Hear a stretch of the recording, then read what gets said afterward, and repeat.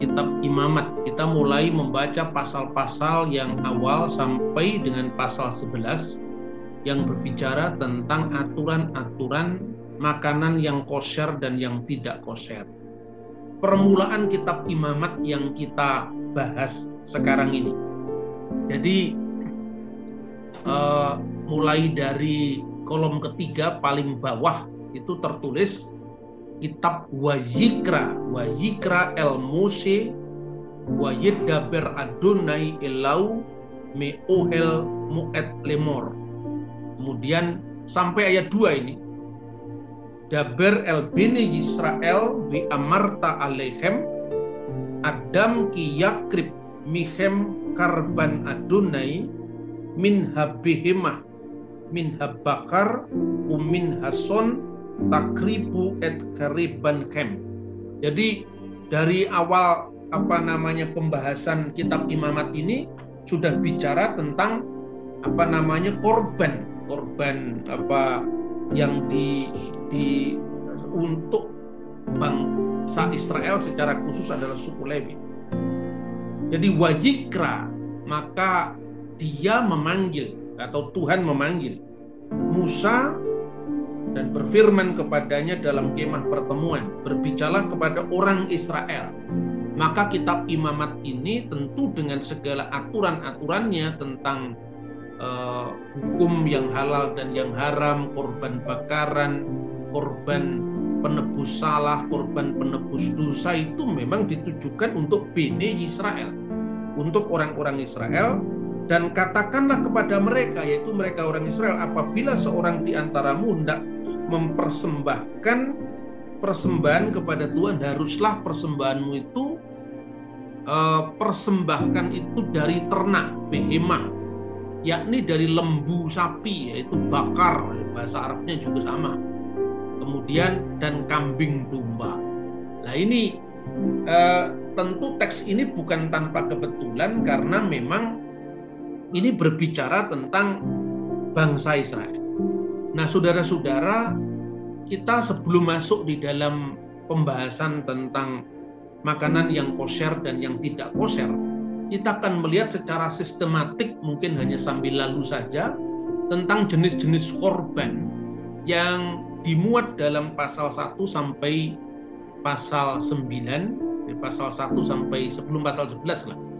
Kemudian pasal 10 nanti berbicara tentang kematian dua anak Harun, ya. Jadi yang pertama itu adalah jenis korban yang namanya korban bakaran. Itu unsur-unsurnya lembu, kambing jantan atau burung jantan, burung tekspur, dan anak burung merpati untuk orang miskin, dibakar sampai habis dan tidak boleh bercacat celah. Itu syaratnya. Kemudian untuk apa tujuannya? Korban sukarela, tindakan penyembahan secara sukarela untuk perdamaian dosa yang tidak disengaja secara umum, ungkapan pengabdian dan penyerahan ketergantungan mutlak kepada Tuhan. Lalu korban sajian yang diatur dalam Imamat pasal 6 nanti secara detail diulangi lagi di dalam pasal 6 ayat 14 sampai 23, yaitu dari padi-padian, tepung, unggul, minyak, zaitun, kemenyan, roti yang dibakar, kue atau wafel dan garam tanpa ragi dan madu, menyertai korban bakaran dan korban keselamatan bersama dengan korban-korban curahan. Tindakan ini tujuannya untuk apa? Penyembahan sukarela, pengakuan atas kemurahan dan pemeliharaan Allah, dan pengabdian kepada Allah itu sendiri.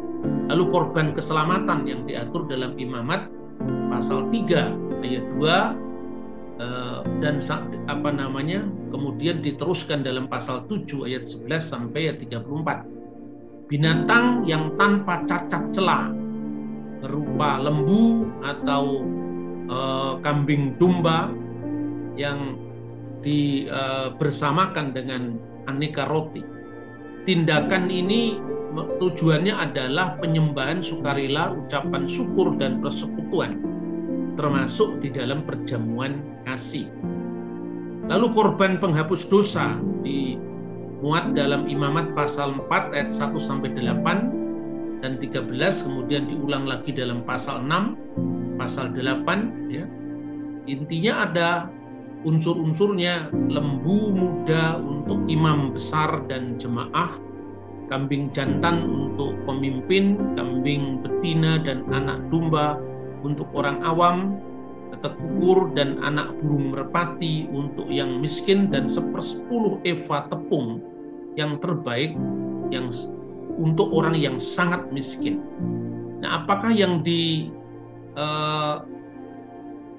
tujuan dalam persembahan penebusan dosa ini, korban penebusan dosa ini adalah perdamaian untuk dosa yang tidak disengaja. Dan di situ ada unsur pengakuan dosa, pengampunan, dan kemudian memisahkan diri dari segala jenis kenajisan secara ritual. Kemudian korban penebus salah yang diatur dalam Imamat pasal 5 ayat 14 sampai dengan pasal 6 ayat 7 dan pasal 7 1 dan 6 itu adalah domba jantan dan anak domba. Ini perdamaian wajib ya yang ditentukan bagi Bani Israel dengan dosa yang menuntut restitusi ya, kemudian pentahiran dari segala kenajisan, dan di situ membayar restitusinya. Dan itu merupakan aturan yang mungkin bagi orang yang bukan Israel tentu itu sangat jelimet sekali. Nah, contoh-contoh misalnya ya, di dalam Imamat pasal 3 ayat 15 dan 16 itu diatur bahwa ketika mempersembahkan korban itu maka lemaknya tidak boleh, tidak harus dibakar habis. Apa tujuannya di situ? Apakah itu semata-mata karena lemak binatang atau ada tersembunyi tujuan yang lain?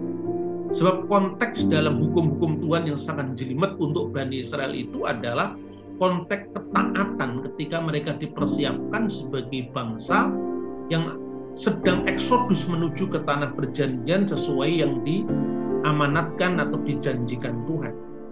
Di dalam Imamat pasal 3 ayat 16 itu yang disebut helep, helep itu lemak, itu seluruhnya ladunai untuk Tuhan. Jadi kal helep ladunai, karena segala lemak adalah milik Tuhan. Ini kalau dipahami secara awam, ini apa artinya? Padahal di situ sebetulnya ada simbol-simbol yang mau ditekankan di dalam kitab Taurat. Di sini yang dimaksud lemak itu bukan lemak biasa yang tidak ada maknanya, tetapi di situ adalah lemak yang dari binatang, lemak yang gemuk yang membungkus ginjal. Maka disebutkan di dalam pasal 3:15 itu, kedua buah pinggang dan lemak yang melekat padanya harus dipisahkannya beserta buah pinggang itu. Nah, pelanggaran terhadap hal seperti ini juga dicatat di dalam 1 Samuel pasal 2 15 dan 17, di mana dikaitkan dengan dosa dari anak-anak Eli. Kenapa pelanggaran ritual begini begitu kerasnya? Karena itu adalah disiplin ketaatan. Saya pernah sampaikan bahwa Eksodus itu ibarat seorang tentara yang menuju perang, dan itu disiplin harus ditegakkan benar-benar, sehingga mereka yang melanggar disiplin yaitu harus ditindak tegas tanpa pandang bulu, karena satu yang melanggar, bahwa semuanya akan melanggar, dan itu akan merusakkan seluruh tatanan yang Tuhan sampaikan untuk tujuan yang lebih besar. Nah, karena itu ini harus dipahami secara simbolis apa yang mau ditekankan di situ, lemak yang membungkus ginjal itu. Karena di dalam beberapa naskah Alkitab yang lain ya, itu misalnya disebutkan dalam Mazmur pasal 139 ayat 13 misalnya, sebab engkau yang membentuk buah pinggangku. Ya, buah pinggang itu kil yotai, buah pinggangku. Akulah Tuhan, misalnya disebutkan di dalam ayat yang lain ya, misalnya disebutkan dalam kitab Yeremia misalnya. Kitab Yeremia itu membahas tentang buah pinggang. Akulah Tuhan yang menyelidiki hati. Hati itu lev dalam bahasa Ibrani. Yang menguji batin itu kilayot. Nah, kata batin, kilayot maupun kata buah pinggang ya, itu seakar kata, yaitu kilyah, akar katanya. Jadi artinya bahwa lemak yang membungkus ginjal itu artinya bagian yang terdalam dalam tubuh manusia. Seperti lemak yang padat itu menyembunyikan organ-organ rahasia yang terdalam dalam hati, dalam laf ya, dalam kilayot, dalam diterjemahkan buah pinggang atau kadang-kadang batin. Begitu juga bagian yang terdalam dari jiwa manusia itu menjadi misteri Allah. Jadi itu sebetulnya ada simbol-simbol yang disampaikan. Tetapi lepas daripada semua itu, yang menjadi penekanan itu adalah ketaatan. Jadi misalnya sekarang ya, sebelum kita masuk di dalam soal kosher atau tidak kosher. Misalnya Allah mengharamkan bagi Israel babi atau onta atau pelanduk atau kelinci.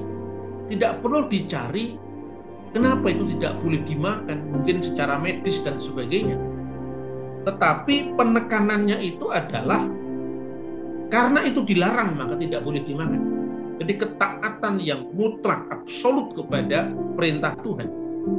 Jadi kalau dikatakan misalnya kelinci itu tidak kosher, unta tidak kosher, babi tidak kosher, ya, pelanduk tidak kosher. Jadi menurut Imamat pasal 11, babi itu urutan keempat yang diharamkan. Setelah unta, kemudian pelanduk, kemudian kelinci, baru babi. Jadi tingkat yang urutannya itu adalah keempat. Apakah berarti kelinci itu sesuatu yang kotor, sesuatu yang dibenci, sesuatu yang harus dimusuhi? Apakah pelanduk, apakah unta itu sesuatu yang menjijikkan, atau demikian juga babi itu menjijikkan? Saya kira tidak. Imamat pasal 11 itu diungkapkan dalam konteks upacara-upacara ritual bagi imam-imam Lewi. Makanya disebut sebagai kitab imamat orang Lewi, ya. Itu tekanannya karena binatang-binatang korban itu dibahas dalam konteks persembahan-persembahan atau korban-korban yang dijelaskan dalam korban penebus salah, korban penebus dosa, ya. Itu bukan sekedar kosher atau tidak kosher, tetapi kosher dan tidak kosher secara ritual. Jadi artinya bukan babi itu kotor, babi itu najis, unta itu kotor, unta itu najis, kelinci itu kotor, kelinci itu najis, tapi karena kelinci, babi, pelanduk, unta dilarang, maka itu menjadi tidak kosher, menjadi tidak boleh dimakan bagi orang Yahudi. Bukti bahwa kalau dinyatakan itu adalah tidak kosher atau tidak boleh dimakan atau itu diharamkan, bukan berarti itu najis. Terbukti apa? Kalau kita lihat mulai awal dari konteks penciptaan misalnya, ya, ketika Tuhan menciptakan alam semesta, mulai dari pertama, hari kedua, hari ketiga, hari keempat, hari kelima, dan ini puncaknya penciptaan manusia. Itu Tuhan selalu mendeskripsikan pekerjaannya itu dengan ungkapan wayar Elohim kitov, dan dilihatlah oleh Allah semuanya itu baik. Sampai pada puncak penciptaan manusia itu dikatakan bukan sekedar baik, tapi sungguh amat baik. Wayar Elohim et gal aser asa, maka dilihatlah oleh Elohim segala yang dibuatnya itu, ya, wahinneh, dan sungguh, ya. Hinneh itu penekanan bahasa Arabnya itu adalah inna, misalnya innallaha ma'asobirin misalnya dalam Quran. Inna itu sungguh, sesungguhnya. Wehineh, dan sungguh tof meot, sangat baik, baik terlalu baik. Jadi sungguh ditambahi lagi meot, terlalu. Artinya semua ciptaan itu di mata Tuhan tidak ada ciptaan yang najis, tidak ada ciptaan yang dibenci, tidak ada. Itulah maknanya ketika Rasul Paulus di dalam Roma pasal 14 ayat 20 kalau tidak salah, bisa dicek, semua adalah tahir, tetapi celakalah orang yang karena makanannya saudaranya jadi tersandung. Jadi semua adalah tahir, itu adalah hukum asal di mana Tuhan memandang semuanya baik. Tetapi karena maksud Tuhan dalam konteks disiplin yang tiap-tiap zaman berbeda, maka yang dinyatakan najis secara ritual itu tidak berarti najis secara substansial, bahwa babi itu dibenci. Tidak seperti itu. Itu adalah ujian ketaatan bagi kita. Buktinya apa? Buktinya dalam kitab Taurat Bereshit pasal 7 ayat 8. Ketika Tuhan mau memusnahkan dunia ini karena kejahatan, karena dosa-dosa, maka Tuhan memerintahkan kepada Nabi Nuh bahwa di dalam bakteranya itu tidak hanya binatang-binatang yang halal, tetapi juga binatang-binatang yang haram. Bukan hanya binatang-binatang yang kosher, tapi juga binatang-binatang yang low kosher, yang tidak kosher. Artinya apa? Kalau Tuhan menghendaki bahwa babi itu jijik secara substansial, atau onta itu jijik secara substansial karena nggak boleh dimakan, kenapa nggak dimusnahkan? Kenapa disisakan? Dan kemudian ketika habis bahtera itu mendarat, artinya Nuh dan keluarganya selamat, maka yang terjadi apa? Tuhan mengadakan perjanjian dengan Nuh. Apa saja boleh dimakan, termasuk ikan-ikan di laut, termasuk binatang-binatang di darat, tidak terkecuali, termasuk onta, termasuk babi boleh dimakan. Kapan babi itu mulai dilarang? Ya semenjak zamannya Taurat diberikan kepada Musa, secara khusus di padang gurun yang dicatat di dalam kitab Imamat. Jadi tingkat ketidakkoseran babi itu sama dengan orang Israel tidak boleh makan lemak. Tingkat ketidakkoseran babi itu sama dengan ketika orang Yahudi dilarang memasak daging bersama dengan induknya. Itu yang dikenal dengan Bashar Behalaf. Bashar artinya daging, Behalaf dengan susunya. Itu tidak boleh. Jadi tingkatnya sama. Kalau Anda makan di McD, kemudian mencampur antara daging dengan susu, itu haramnya sama dengan haramnya babi. Atau haramnya onta. Itulah sebabnya di Israel modern ada McD yang kosher dan ada McD yang tidak kosher. Nah itu saudara-saudara. Jadi setelah Nuh kemudian selamat dari banjir besar yang Tuhan kehendaki karena dosa-dosa dan kejahatan manusia itu, maka ditentukan untuk orang-orang Goyim, jadi orang-orang bukan Yahudi, karena waktu itu ya zamannya Nuh Yahudi belum ada. Tetapi hukum Yahudi sendiri ini sekedar sebagai sebuah perbandingan. Saya tidak mencari pembenaran dari kitab Talmud, tidak. Ini sekedar sebuah perbandingan.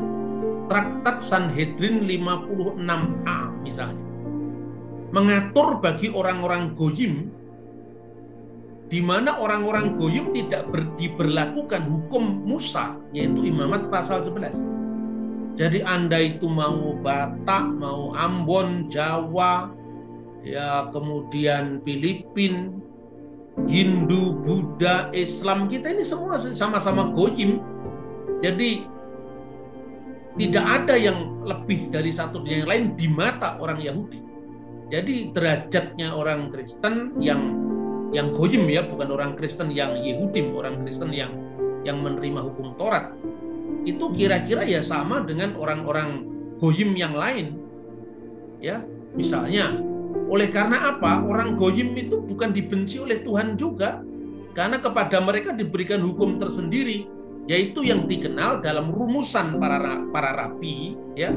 Sekalipun angka 7 itu tidak ada di dalam kitab Kejadian pasal 9, tetapi dalam rumusan para rabi disebut Sefa Misfot Bene Noah, yaitu 7 misfot, 7 hukum, 7 aturan bagi umat non-Yahudi, yaitu bagi anak-anak Nuh. Jadi umat sebelum Musa itu seluruhnya, mau India, mau Roma, mau Yunani, semua itu adalah putra-putra Nuh. Yang berlaku bagi mereka adalah Sefa Misfot Bene Noah. Jadi Yudaisme tidaklah mewajibkan orang-orang non-Yahudi untuk melakukan hukum Musa atau masuk ke dalam agama Yahudi dengan memberlakukan hukum itu secara paksa. Mereka hanya diwajibkan mematuhi 7 hukum Nuh agar mendapatkan keselamatan di dunia yang akan datang. Ini dalam perspektif Yahudi disebut olam haba. Ada olam hazeh dan olam haba, dunia kini dan dunia yang akan datang. Dan kaum non-Yahudi yang mengikuti hukum Nuh itu cukup. Mereka dijamin keselamatannya. Dan mereka menyebut sebagai hasedi umot ha-olam. Yaitu umot itu bahasa Arabnya umat. Olam itu adalah bangsa-bangsa. Jadi hasedi umot ha-olam adalah umat bangsa-bangsa yang saleh-saleh. Kira-kira seperti itu. Ya, umat bangsa yang saleh. Jadi itu dalam perspektif Yudaisme, mereka mendapatkan jaminan di dunia yang akan datang atau olam haba. Nah, pada masa-masa Alkitab, artinya pada masa zaman yang dikisahkan dalam Alkitab, kaum bukan Yahudi itu apabila tinggal di Eret Israel, apabila dia tinggal di tanah Israel dan dia tidak menganut Yudaisme, dia tidak menganut agama Yahudi, kecuali kalau proselit, kalau mereka masuk agama Yahudi, misalnya seperti berlaku dalam kisah Herodes Agung.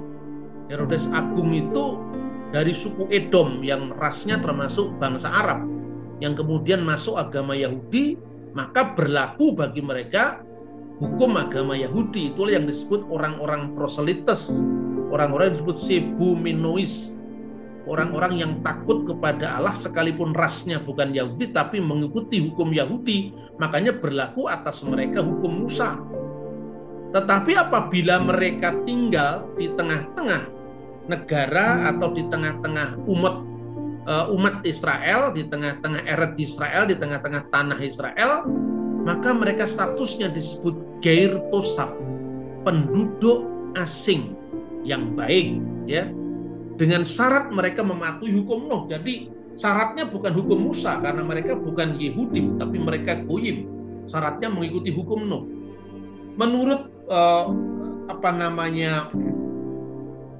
hukum Maimonides, ini abad pertengahan, seorang rabi Yahudi yang sangat terkenal, status Ger Tosaf, orang-orang asing yang baik itu bisa meningkat menjadi proselit, ya, yang mereka sebut sebagai Ger Sedek, orang-orang asing yang benar apabila mereka proselit atau masuk ke agama Yahudi. Jadi aturan-aturan ini ditegakkan dengan sangat baik dalam Alkitab. Artinya jangan membayangkan bahwa Alkitab itu membenci orang yang makan babi atau makan kodok, tidak ada seperti itu. Karena bagi mereka bukan hukum Musa yang berlaku, tapi hukum Nuh. Dan ini juga dicatat seperti yang tadi saya kutip dari Traktat Sanhedrin 56a, kemudian disebutkan juga di dalam Traktat Abodah Zarah dan seterusnya. Kemudian apa yang dirumuskan dalam hukum Yahudi ini, yang dikenal dengan, yang dirumuskan oleh para rabi ini yang dikenal dengan hukum Nuh atau 7 hukum Nuh. Sebetulnya ini bukan rumusan yang terlalu kuno, ya. Kalau Anda membaca naskah-naskah Laut Mati, di sana ada penemuan yang dikenal dengan Kitab Yobel. Nah, Kitab Yobel itu ditulis kira-kira tahun 180 sebelum Masehi, ada rujukan tentang hukum Nuh itu. Di mana bagi orang-orang bukan Yahudi, orang-orang Goyim, itu berlaku atas hukum Nuh dengan sistematik yang nanti justru mirip dengan Kisah Rasul pasal 15. Nah, para rabi kita mengajarkan, ini menurut Traktat Sanhedrin 56a, bahwa Bene Noah, anak-anak Nuh, ditugasi dengan 7 perintah. Yang pertama, penyelenggaraan mahkamah yang adil. Dinin, ya, kata din itu artinya pengadilan. Makanya Melek Yom Hadin, Tuhan itu adalah raja hari pengadilan. Maka dinin itu adalah mahkamah yang adil. Ya, kata Melek Yom Hadin itu ungkapan Talmud yang kemudian juga paralel dengan ungkapan Quran, Maliki Yaumiddin, raja atas hari pengadilan. Kemudian kenapa disebut di situ ada konsep dinin atau penyelenggaraan pengadilan yang adil? Karena kita bisa membaca di dalam kitab Kejadian pasal 9, ya, kita balik lagi. Dulu tidak saya bahas karena memang ini sengaja saya bahas ketika nanti dibandingkan dengan hukum Musa yang sekarang kita bahas, ya. Segala yang bergerak dalam pasal 9 ayat 3. Segala yang bergerak, Kejadian 9 ayat 3 sampai dengan ayat yang ke-6. Segala yang bergerak yang hidup akan menjadi makananmu. Aku telah memberikan semuanya itu kepadamu, seperti juga tumbuh-tumbuhan hijau. Hanya daging yang masih ada nyawanya, yakni darahnya, jangan kamu makan. Binatang yang dicekik tidak boleh dimakan. Darahnya harus keluar, karena ini sebetulnya menyangkut bagaimana kita ini harus sesama makhluk hidup di muka bumi ini. Jangan sampai binatang yang dikorbankan itu mereka menderita sakit. Makanya cara-cara menyembelih binatang itu pun harus sekali tebas mati. Darahnya keluar semua dari tubuhnya. Tidak boleh dicincang, tidak boleh disiksa, ya. Kemudian hanya daging yang masih ada nyawanya, artinya yang dibunuh dengan darahnya tidak keluar, yakni darahnya jangan kamu makan. Karena dalam kitab Taurat, nyawa makhluk ada di dalam darahnya. Nanti para rabi kemudian menambahkan darah tidak boleh dimakan. Kemudian, tetapi mengenai darah kamu, yaitu nyawa kamu, aku akan menuntut balasnya. Dari segala binatang aku akan menuntutnya, dan dari setiap manusia aku akan menuntut nyawa sesama manusia. Nah, inilah menuntut, inilah yang kemudian di dalam konteks praktek hukum itu diselenggarakan mahkamah yang adil. Jadi orang-orang goyim diberi hak untuk menyusun mahkamah yang menegakkan keadilan dalam rangka penegakan hukum Nuh. Jadi ungkapan ini diambil dari kitab Kejadian. Kemudian, siapa yang menumpahkan darah manusia, darahnya akan tertumpah oleh manusia, sebab Allah membuat manusia itu menurut gambarnya sendiri. Di sini ditegaskan bahwa segenap manusia, baik itu Yehudim maupun Goyim, itu harganya sama di mata Allah, karena semua manusia diciptakan menurut gambar dan rupanya. Kemudian pada ayat yang ke-7, dan kamu beranak cuculah, bertambah banyaklah, sehingga tak terbilang jumlahmu di atas bumi, ya bertambah banyaklah di atasnya. Maka berdasarkan mandat dari hukum Nuh itu, maka manusia, khususnya Nuh, disuruh beranak pinak sebagaimana Adam dahulu, Adam dan Hawa juga supaya berkembang beranak cucu. Jadi seolah-olah Nuh itu adalah periode baru dari setelah Adam dan Hawa. Maka hukum yang diberikan kepada Nuh yang disistematisir dalam 7 misfot tadi: 1, penyelenggaraan mahkamah yang adil, dinin. Kemudian Abudah Zarah, itu singkatan, jadi Ayin itu Abudah dan Zarah. Abudah Zarah, dan penyembahan berhala. Kemudian yang ketiga, Birkat Hashem, dan memberkati Tuhan, menista Tuhan. Karena kata birkat di sini adalah bentuk eufemisme, penghalusan untuk kata mengutuk nama Tuhan. Yang pengutuknya, penistanya dinamakan Megadev, ya, penista Tuhan, penista agama.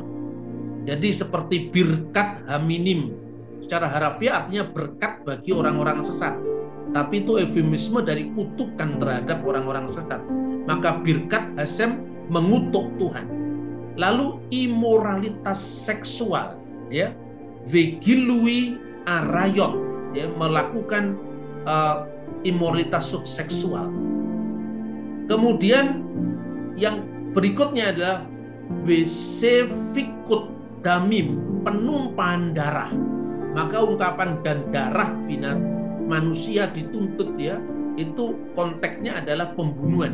Kemudian tindakan kekerasan, gesel, vigesel, tindakan kekerasan.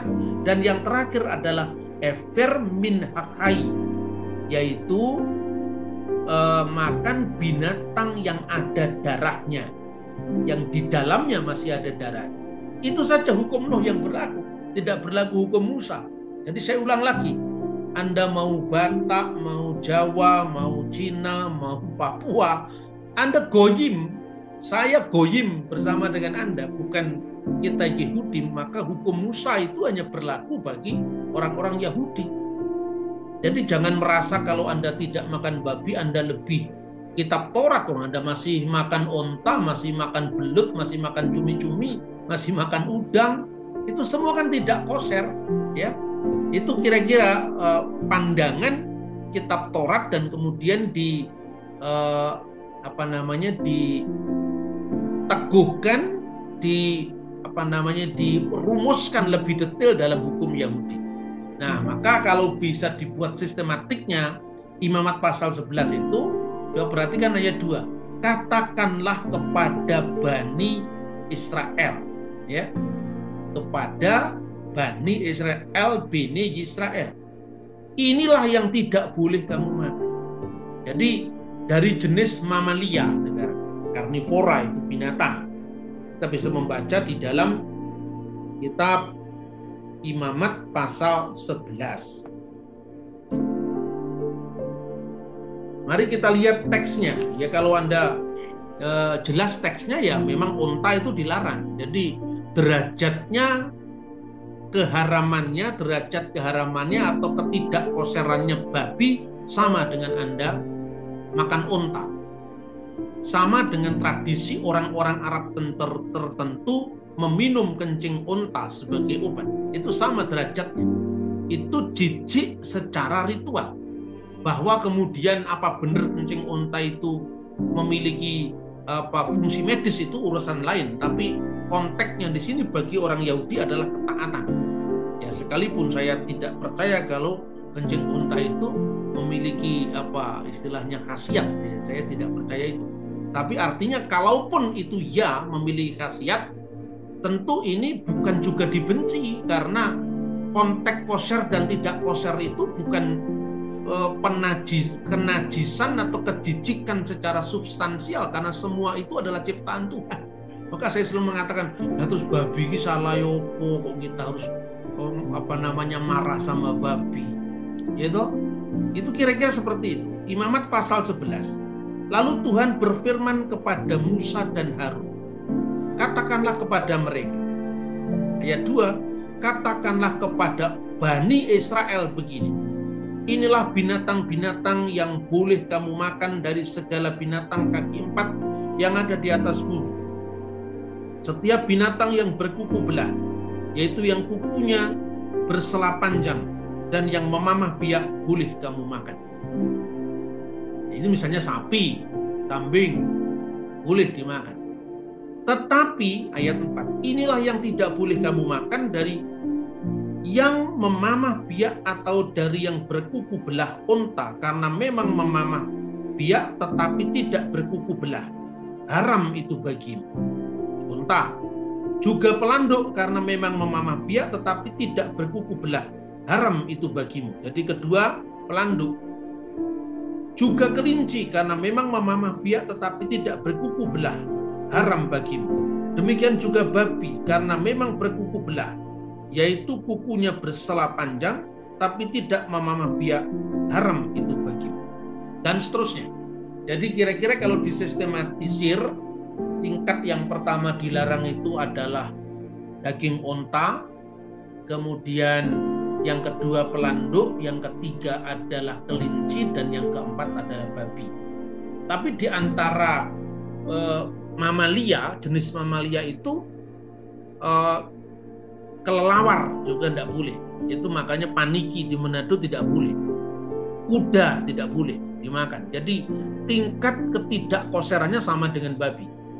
Lalu burung-burung buas, pemangsa tidak boleh dimakan. Reptil semua nggak boleh dimakan. Jadi suike semua nggak boleh dimakan. Suike yang disukai orang-orang Tionghoa tidak boleh dimakan sama orang Yahudi, tapi boleh dimakan sama orang Tionghoa sesuai dengan hukummu. Kemudian hewan-hewan yang di air, semua yang non ikan, di antara ikan semua yang tidak memiliki sirip dan tidak bersisik, ikan patin nggak boleh dimakan, belut tidak boleh dimakan, lele tidak boleh dimakan. Jadi bagi orang Yahudi itu tidak koser, tapi bagi orang Batak itu boleh karena hukum yang berlaku hukum Nuh. Bagi orang Muslim itu boleh, makanya orang Muslim banyak yang suka belut, banyak yang suka cumi-cumi, banyak yang suka daging onta, ya. Kemudian serangga, jenis serangga semua kecuali belalang atau belalang jenis tertentu yang menurut sebagian besar tidak dapat diidentifikasikan saat ini. Jadi ada itu dari buku para rabi itu disebutkan secara detail sekali. Tuhan memberkati kita. Shalom alaikum besem hamasya.